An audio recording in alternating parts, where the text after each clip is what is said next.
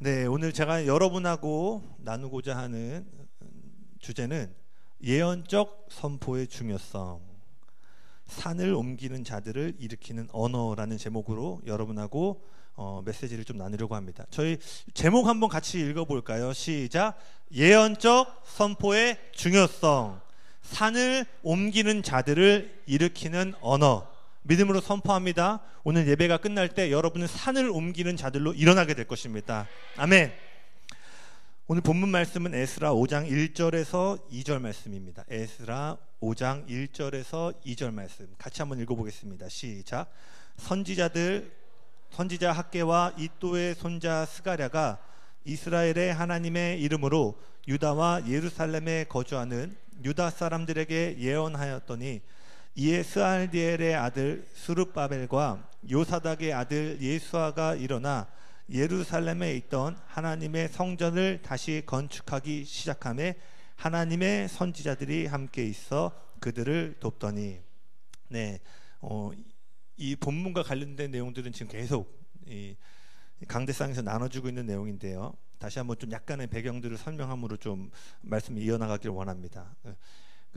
여러 차례 들으셨겠지만 바벨론으로 포로로 끌려간 이스라엘 백성이 BC 538년에 고레스 칙령 이방 왕의 은혜로 70년 만에 이제 고국으로 돌아오는 장면입니다. 그리고 그들이 돌아올 뿐만 아니라 성전 재건하는 일에 필요한 모든 자원들을 공급받게 되는데 이 일은 어느 누구도 상상하지 못했던 놀라운 기적의 순간이었어요. 그리고 이 일은 우리가 알고 있는 것처럼 예레미야 선지자가 예언했던 이스라엘의 회복이 70년 뒤에 있을 것이다 라고 했던 이 예언의 성취였습니다. 다시 말해서 오늘 이 본문 가운데 등장하는 이스라엘 백성들은 그들이 70년 만에 하나님이 세우신 왕이 아니라 이방 왕을 통해서 그 놀라운 재정의 공급을 통해서 본국으로 돌아가는 이 놀라운 일들이 우연이 아니라 하나님이 말씀하신 예언의 정확한 성취라는 사실을 알고 있었어요. 그러나 놀라운 응답과 감동적인 회복 가운데 시작된 성전 재건은 끊임없는 주변 세력들의 공격과 방해로 시작과 동시에 멈추게 됩니다. 그리고 우리가 아는 것처럼 16년 동안 이 공사가 멈춰지게 됩니다. 이러한 때 오늘 본문에 읽었던 말씀, 하나님께서 학개와 스가랴를 사용하셔서 16년 동안 멈춰 있었던 성전 재건을 공사를 다시 움직이게 하십니다. 그리고 16년 동안 멈춰 있었던 그 공사가 4년 만에 완성이 되어지는 놀라운 응답을 받게 됩니다. 다 알고 계시죠? 네, 여러 차례 했기 때문에. 네, 저기 다 알고 계시죠? 네. 제가 근데 여기서 주목하고 싶은 부분은 제가 앞서 얘기했던 것처럼 이스라엘 백성은 지금 그냥 놀라운 응답이 아니라 70년 만에 예언이 성취되고 그것이 개인적인 차원의 응답이 아니라 국가적인 차원의 응답을 경험했어요. 그리고 이것에 실제로 어마어마한 이방의 재물들이 하나님 나라로 돌아오는 것을 경험하고 있습니다. 그들 안에 살아있고 능력 있는 하나님의 말씀이 움직이고 있는 거예요. 그런데 그들은 자신들을 둘러싸고 있는 외부의 세력과 환경의 압박으로 인해서 영적인 힘을 잃어가고 있었다는 거예요. 여러분, 우리도 마찬가지입니다. 여러분 인생에 놀라운 간증들이 있으시죠? 여러분 안에 어떤 지식적인 깨달음의 말씀이 아니라 여러분 인생 가운데 붙잡고 성취되었던 그 성취된 말씀이 여러분 안에 있으시죠? 그런데 이러한 놀라운 간증과 약속의 말씀을 갖고 있으면서도 우리도 또한 여러분을 압박하는 상황과 환경들 또는 여러분을 공격하는 영적인 세력들로 인해서 힘을 잃어버릴 수 있다는 거예요. 이 모든 돌파와 간증들을 통해서 궁극적으로 나아가야 될 하나님의 목적과 계획의 장소로 나아가지 못할 수도 있다는 거예요. 그렇다면 이스라엘은 어떻게 16년 동안이나 멈췄던 다시 움직이기 너무나 버거워 보이고 힘들어 보이는 이 영적인 하나님의 일을 다시 움직일 수 있었는가? 바로 우리가 읽었던 것처럼 예언을 통해서입니다. 스가랴 5장 1절에서 2절 다시 한번 보여주시겠어요? 그 혹시 밑줄 친 부분 있나요? 네. 1절에 보시면 여기는 밑줄이 안 보이는군요. 예언하였더니 그 다음이요.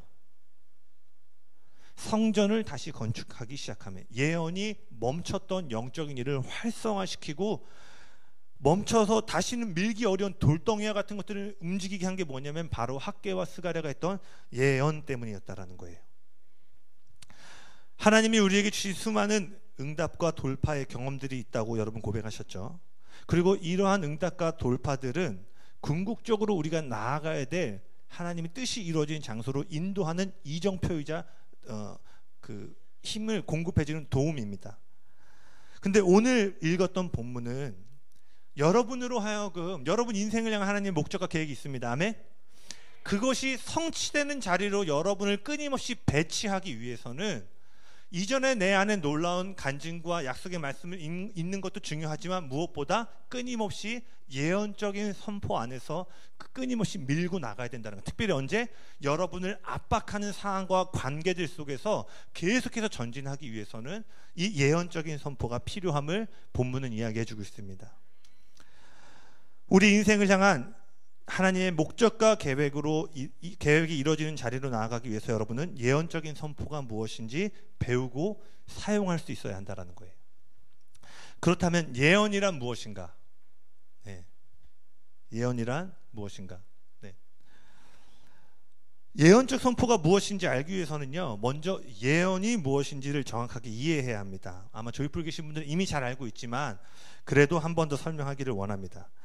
많은 경우 우리는 성경이 말하는 예언이 아니라 세상과 문화가 정의하는 관점에서 예언을 바라보는 경향이 있어요. 그래서 고린도전서 14장 1절 말씀을 보면요, 같이 읽어볼까요? 시작. 사랑을 추구하며 신령한 것들을 사모하되 특별히 예언을 하려고 하라. 특별히 너희는 힘써서 예언하려고 하라. 자, 여기서 평소에 힘써서 예언하려고 하시는 분, 목사님 따라할게요. 밑으로 손. 네. 바울은 성경은 무엇보다 예언하기를 힘쓰라고 말함에도 불구하고 우리는 이 예언이란 단어나 개념을 오랫동안 터부시 여겼어요. 그러니까 성경에 있는 어떤 단어들이 이 시대 가운데 오염된 것들이 있는 거예요. 예를 들어서 새하늘과 새 땅. 느끼셨죠? 지금 새하늘과 새 땅. 정확하게 성경적인 개념이잖아요. 근데 전하는 저도 이게 결국은 신천진 거잖아요. 새로운 신의 하늘. 네. 근데 이 성경적인 개념이 이단이 가져감으로 인해서 이것이 성경에서 갖고 있는 워딩인데 이걸 말하는 순간 여러분이 저를 약간 이상하게 보셨던, 굳이 내가 성경에 써 있음에도 불구하고 이걸 구구절절히 풀지 않으면 오해되는 어떠한 성경의 단어들이 오염되는 것들이 있는데 그 중에 하나가 뭐냐면 예언이라는 거예요. 왜 여러분이 예언을 안 구하시냐? 왜냐하면 우리가 조 목사님 이미 많이 설명하셨지만 예언을 보통 미래를 내다보는 점쟁이의 모습으로 생각해요. 뭐 타로라던가 아니면 여러분 세대랑 맞는지 모르겠는데 이렇게 적어봤어요. 노스트라다무스의 그 예언. 뭐 예언하면 막 몇십 년 뒤에 뭐 이런 일이 있고 뭔가 신비하고 미스터리한 것들로 생각해요. 그러니까 이런 관점에서 보면 예언은 상당히 미신적이고 귀신적이게 여겨집니다. 그러니까 어떻게 돼요? 예언에 대한 구절들을 무시하게 되는 거예요. 네, 노스트라다무스 옛날에 저 이런 거 좋아했었거든요. 이렇게 음모론. 네. 이거 좀 삭제해 주세요. 네, 죄송합니다. 제가 이상한 예. 심심할 때 보면 좀 재밌어가지고. 그렇다면 이런 미신적이고 귀신적인 개념에서 예언 말고 성경이 정의하는 예언이 무엇인지를 우리는 깊이 있게 이해해야 됩니다. 그래야지만 바울이 너희가 예언하기를 힘쓰라는 말을 오해하지 않고 그리고 사용할 수 있다는 거예요. 예언에 대해서 많은 것들을 설명할 수 있지만 오늘은 그 예언을 깊이 보는 시간은 아니기 때문에 좀 간단하게 제가 정리를 해봤어요. 첫 번째는 예언은 쉽게 말해서 인간을 통해 전해지는 하나님의 말씀입니다. 뒤에 잘 나오고 있죠? 네. 그리고 계시록 19장 10절을 보면요, 이 9절 한번 잘 보이시나요 혹시? 네, 한번 같이 읽어볼까요? 시작. 오직 하나님께. 네, 예언은 인간을 통해 전해지는 하나님의 말씀인데 계시록 19장은 예언이 궁극적으로 누구를 증거한다고요? 예수님을 증거한다라고 이야기하고 있어요. 그 두 번째는 요한복음 5장 39절을 보면요, 이것과 연결해서 좀 봐야 될 게 모든 성경이 예수님을 증언합니다. 네, 다음 PPT 보여주시겠어요? 성경 구조 잘 보이시나요? 한번 읽어볼까요? 시작. 너희가 성경에서 영생을 얻는 줄을 생각하고 성경을 연구하거니와 이 성경이 곧 내게 대하여 증언하는 것이니라. 자, 보세요.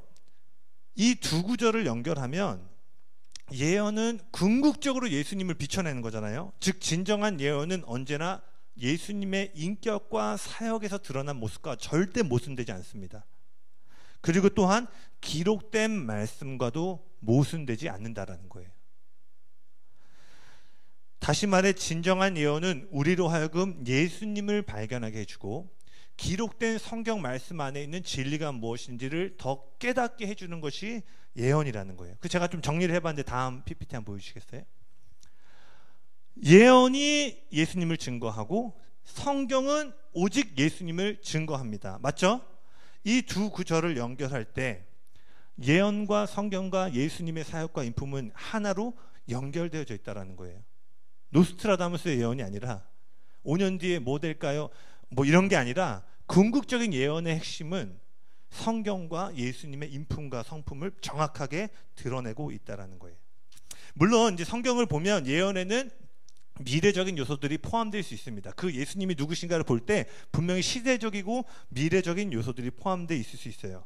그러나 예언의 궁극적인 역할과 목적은 단지 미래적인 것만이 아니라 더 많은 것들을 포함하고 있다는 거예요. 이것에 대해서 바울이 고린도전서 14장 3절에서 이렇게 얘기합니다.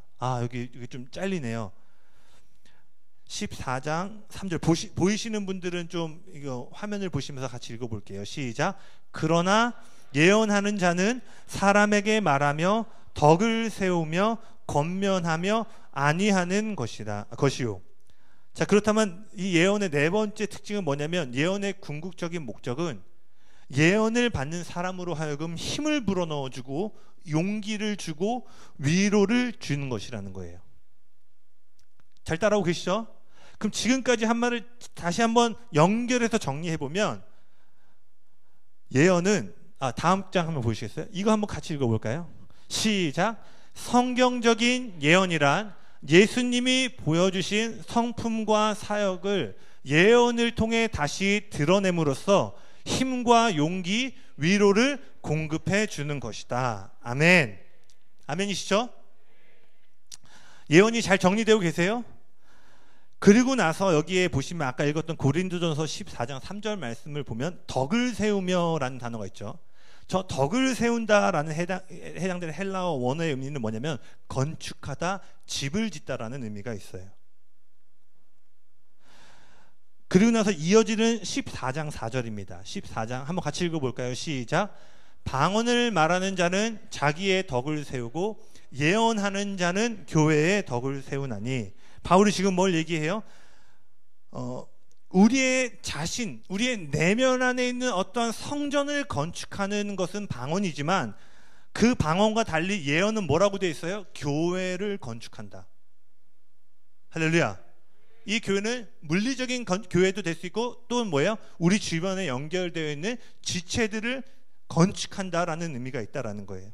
다시 말해 예언은 각 사람과 시대 가운데 마땅히 지어져야 할 무언가를 일으키고 건축하는 능력이 있다라는 거예요. 그래서 학개와 스가랴가 스룹바벨과 여호수아가 예언했을 때 건축이 일어나기 시작한 거예요. 먼저는 16년 동안 멈춰 있었던 주님을 향한 열정의 집들이 회복되기 시작했고, 그리고 그 시대 가운데 필요한 하나님의 성전이 예언을 통해서 건축된 거예요. 왜냐하면 예언은 교회의 덕을 세우기 때문입니다. 할렐루야. 이 시대와 각 사람 안에 하나님의 나라를 건축할 수 있는 일인 것이 도구가 예언이라면 여러분 사모하셔야 되겠어요? 안 하셔야겠어요? 그래서 바울이 방언도 있고 사랑도 있을 때 특별히 예언하기를 힘쓰라라고 얘기한 거예요. 점쟁이처럼 이렇고 저렇고 통제하는 말이 아니라 하나님의 나라를 건축하는 언어가 바로 예언이라는 것입니다. 할렐루야. 그리고 제가 지금부터 나누려고 한 요거 때문에 지금 이거를 앞에 좀 장황하게 설명을 한 거예요. 지금부터가 이제 제가 전하고 싶은 메시지이자 결론입니다. 우리는 예언을 통해서 다른 이들 안에 있는 위대함을 불러내는 부르심을 받았다는 거예요. 여러분은 다른 사람 안에 있는 그 안에 있는 위대함을 끄집어내고 불러내는 자로 부르심을 받았다는 겁니다. 앞서 살펴보았듯이 예언이 궁극적으로 가리키는 대상은 예수님이십니다.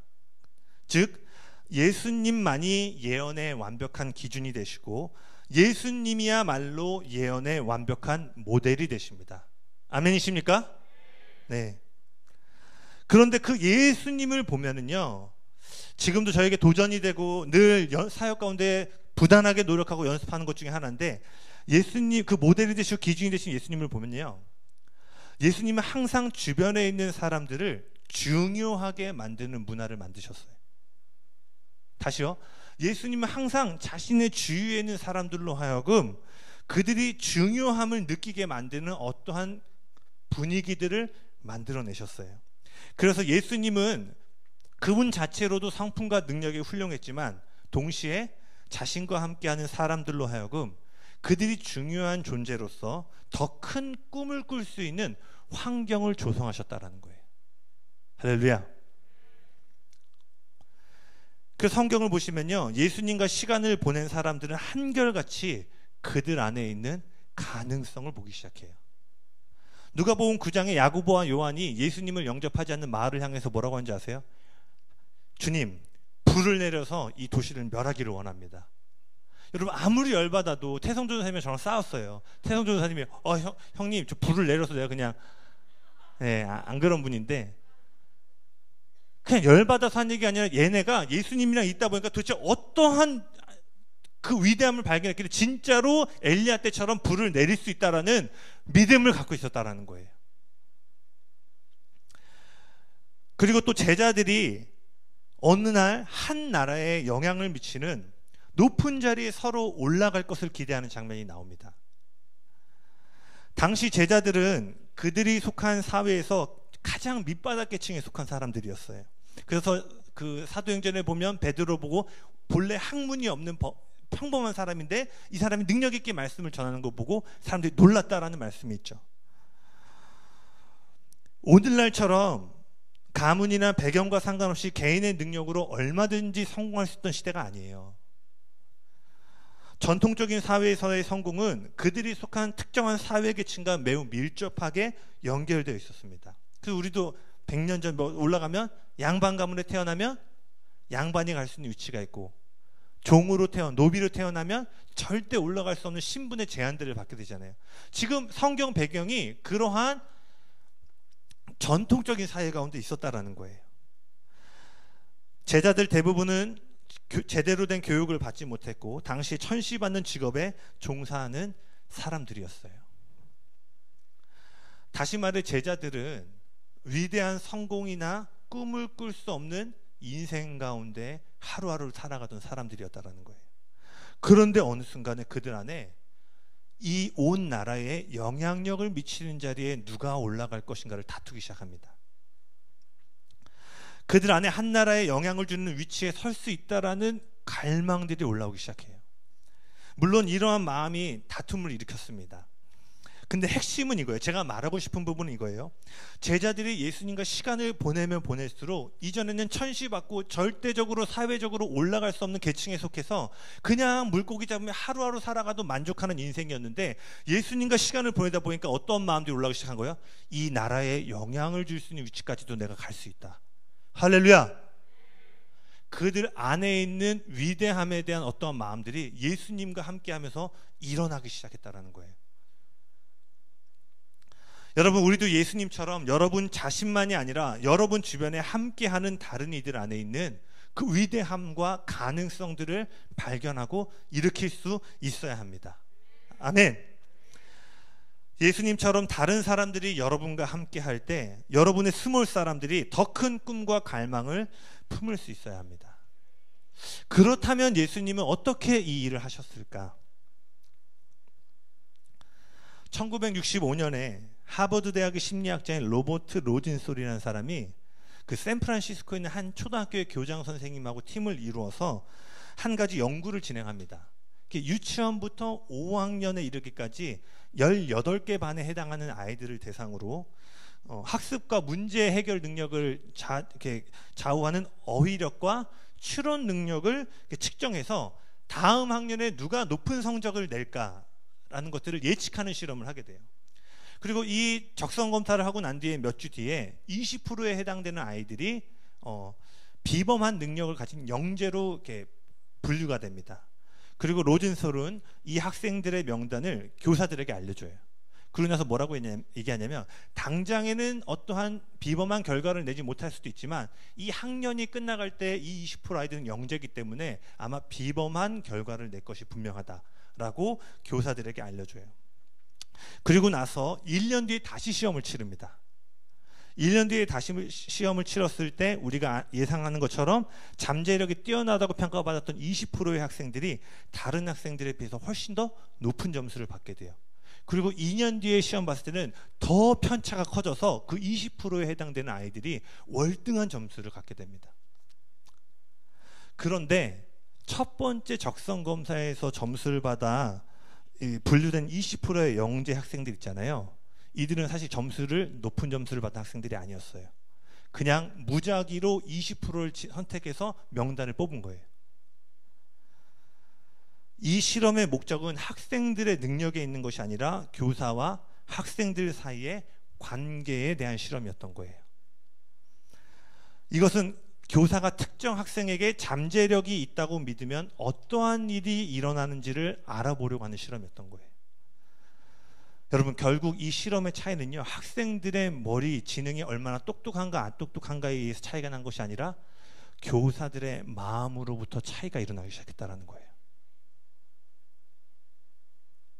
교사들이 누군가를 볼 때 그 사람을 얼마나 존귀하게 여기고 가능성이 있는 사람으로 보는가에 의해서 차이가 발생했다라는 거예요. 그리고 이 실험의 결과를 군부대나 여러 군데 집단에다가 적용을 했는데 그때마다 동일한 결과들이 나오게 됐습니다.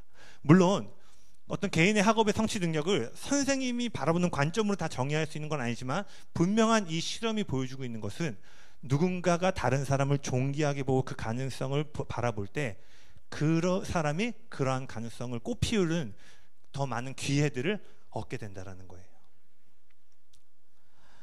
우리가 누군가의 현재 모습이 아니라 그들 안에 아직 발견되지 않은 가능성을 볼 때 우리가 바라보는 이러한 관점, 저는 이것을 바로 예언적인 관점이라고 봅니다. 현재 존재하지 않지만 앞으로 되어질 그러한 관점과 태도로 우리가 사람들을 대하기 시작할 때요, 그들 안에 있는 잠재력이 실제로 이루어질 수 있는 능력이 우리의 관점과 태도를 통해서 공급되기 시작한다는 거예요.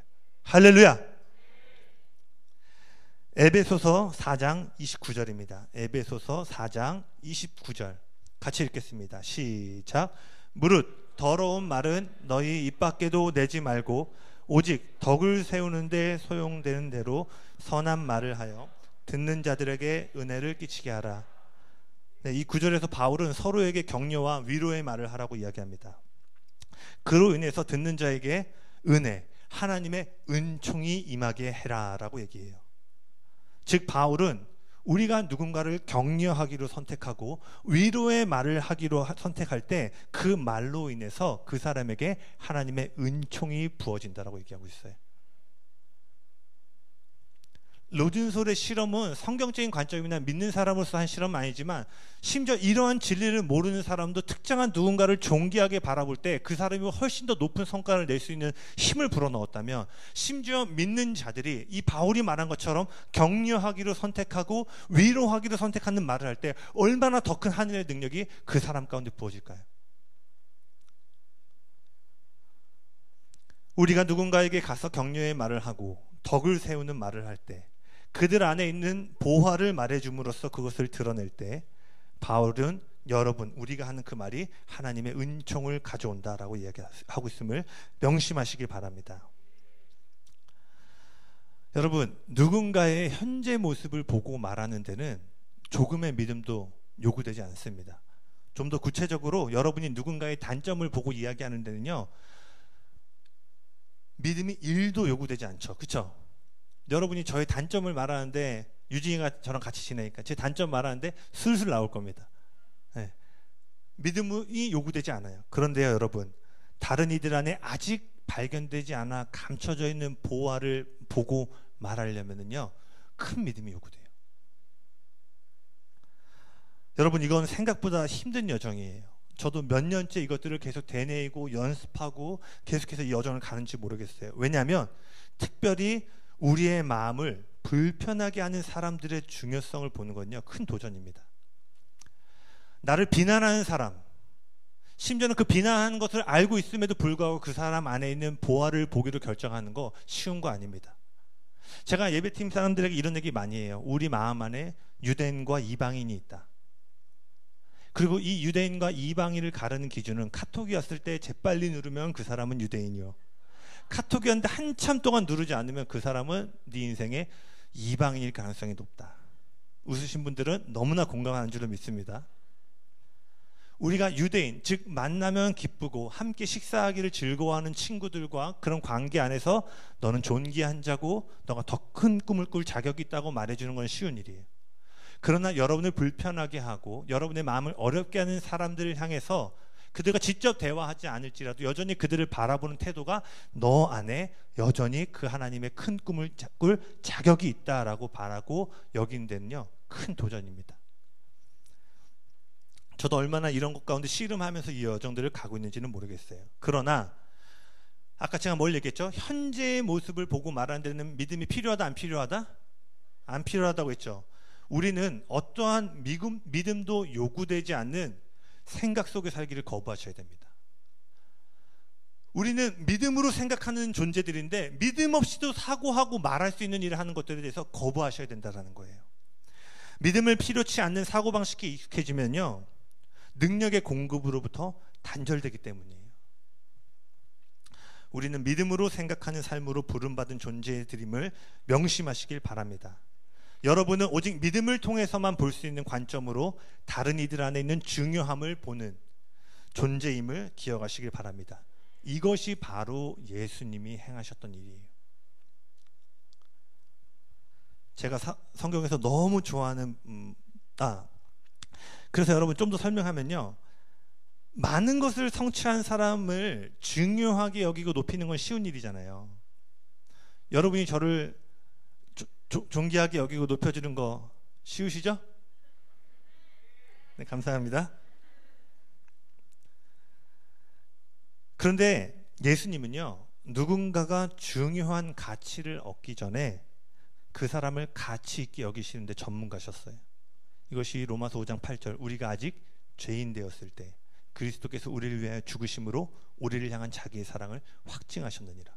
우리가 주님을 기쁘시게 할 만한 어떠한 일도 하지 못해서 우리가 우리 자신을 볼 때는 너무나도 형편없고 가치가 없어 보이는 그때 주님은 우리를 가치 있게 여기시고 그 생명을 내어주셨다라는 거예요. 그래서 성경 이야기를 보면요, 예수님은요, 모든 사람이 무시하고 가치 없게 여기는 그 사람을 가치 있게 여기는 거에 전문가, 프로페셔널, 엄청난 그 일들에 대한 전문가셨어요.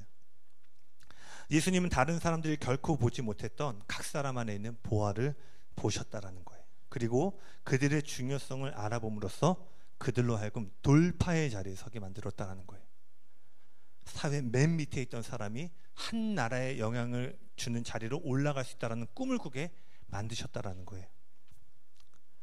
그래서 이거에 관련돼서 제가 너무나 사랑하는 말씀이 있습니다. 그게 바로 예수님이 베드로를 처음 만나셔서 부르시는 장면에 대한 이야기예요. 예수님께서 베드로를 처음 만나셨을 때 그의 이름이 뭔지 아세요? 네, 시몬입니다. 시몬은 갈대라는 의미가 있어요. 아마 부모님이 그 이름을 지어줄 때는 그렇게 유연하고 바람에 흔들림에 따라서 유연하게 대처하는 인생이 되라고 짓지 않았을까 싶어요. 그러나 또한 갈대는 의미하는 건 뭐예요? 흔들리기가 쉽고 쉽게 부러질 수 있는 연약함의 상태입니다. 근데 우리가 베드로의 그 이야기를 보면 너무 갈대 같지 않아요? 누구보다도 큰 믿음으로 배 밖에 나와서 물 위를 걸었지만 즉시로 파도가 부니까 물에 빠지고, 심지어 예수님 다른 놈들은 다 배신하고 도망가도 저는 절대로 주님을 배신하지 않고 떠나지 않을 거예요 라고 얘기했는데요, 12명 중에 유일하게 베드로만 예수님을 부인했습니다.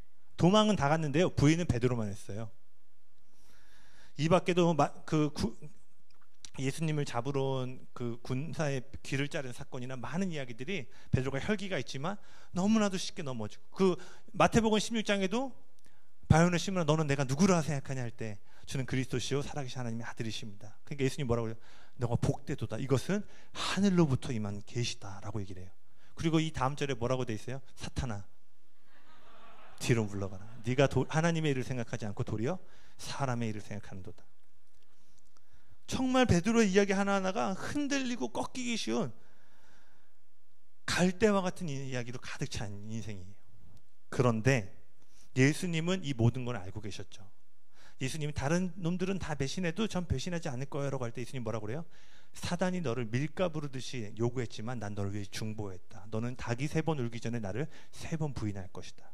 넌 여전히 꺾일 거고 넌 여전히 흔들린 존재야 라는 것을 주님은 베드로를 처음 만날 때부터 아셨어요. 그런데 예수님은 베드로의 현재 모습이 아니라 되어질 모습을 바라보심으로 갈대와 같은 시몬의 이름을 향해서 아니야 너는 영원히 흔들리지 않는 반석이다. 네 이름은 이제 시몬이 아니라 베드로라고 얘기를 해요.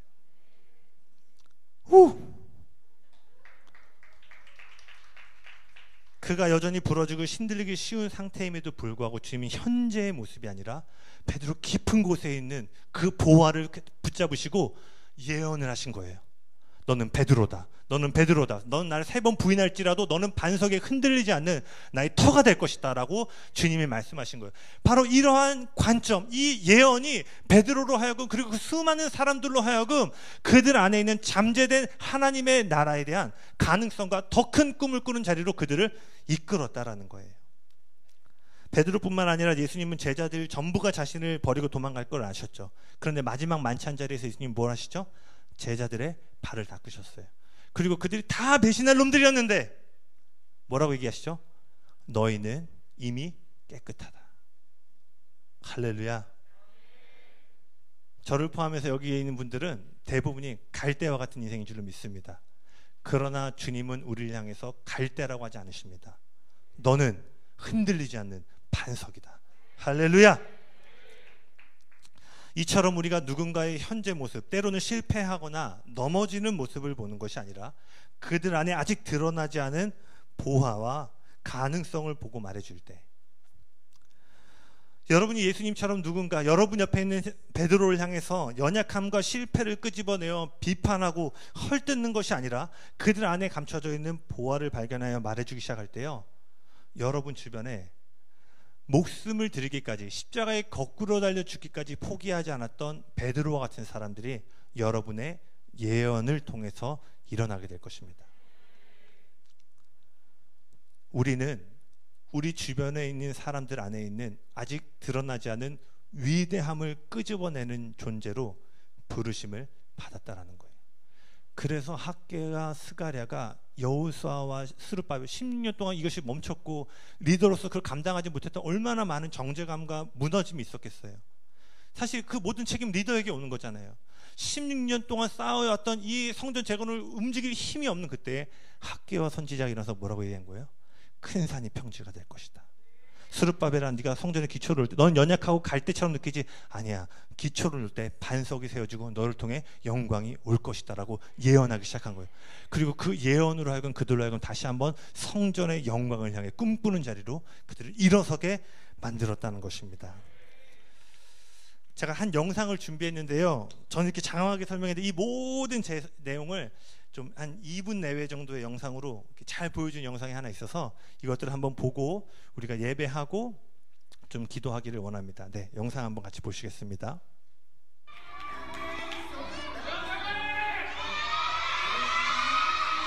초등학교 학생, 일본 학생이 10단 그 핀트를 넘는 장면입니다.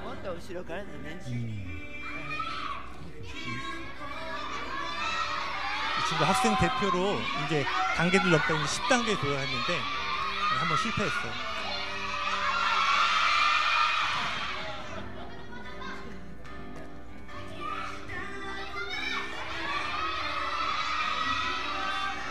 선생님이 할 수 있다라고 막 이렇게 얘기해주고 또 뜁니다.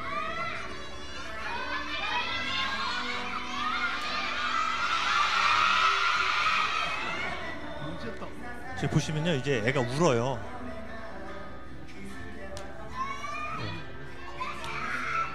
얼마나 부담되겠어요. 수많은 사람들이 지켜보고 있고.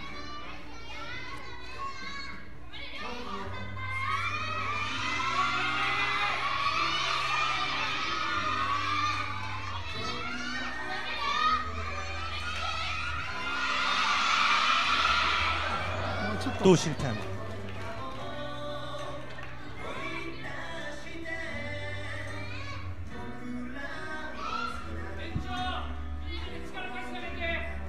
근데 이때 놀라운 일이 하나 벌어져요.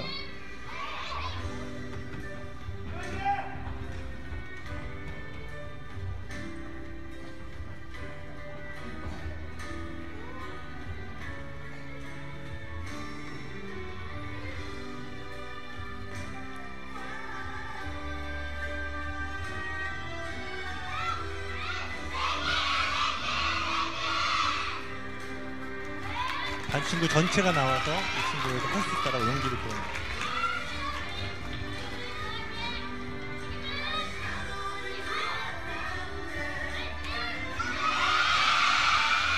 와! 네. 여러분, 이게 하나님 마음 안에 있는 예언을 선포할 때 일어나는 일이에요. 우리 안에 높은 산이 있습니다. 재정의 높은 산이 있고, 관계의 높은 산이 있고, 신앙의 여정 가운데 마주하는 어떤 높은 산들이 있습니다. 근데 언제 넘어갈 수 있어요? 우리가 예수님처럼, 이 아이를 둘러싼 사람들처럼 이 영혼을 향해서 우리가 예언적으로 주의 말씀을 선포하기 시작할 때 높은 산을 넘는 능력이, 바울이 뭐라고 했어요? 은혜를 끼치는 말을 해라. 너희가 선을 하고 격려하고 은혜를 주는 말을 할 때, 그 말을 할 때 뭐예요? 너희 말을 통해서 그 산을 넘는 은총이 공급되어진다. 할렐루야. 우리 한 찬양 고백하시고 좀 기도하기 원하는데요.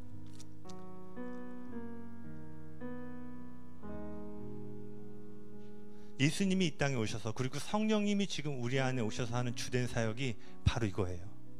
마땅히 빌 바를 알지 못하는 연약함과 우겨쌈을 당한 그때에도 성령님은 말할 수 없는 탄식함으로 여러분을 둘러싸고 격려하시고 할 수 있다라고 말씀하시고 그 산을 넘을 존재라고 얘기합니다. 어린아이들의 격려가 저 높은 십단을 넘게 했어요. 하물며 성령님과 그 삼위의 하나님이 우리를 향해 말하고 있는 그 마음들을 우리가 듣기 시작한다면 어떠한 일이 일어날까요? 산들이 여러분을 통해 평지가 되어주고 결코 넘을 수 없는 산들이 여러분을 통하여 정복되는 일들이 일어날 거라고 믿습니다. 우리 이 말씀 기억하시면서 우리 좀 찬양하고 예배하며 나아갑시다.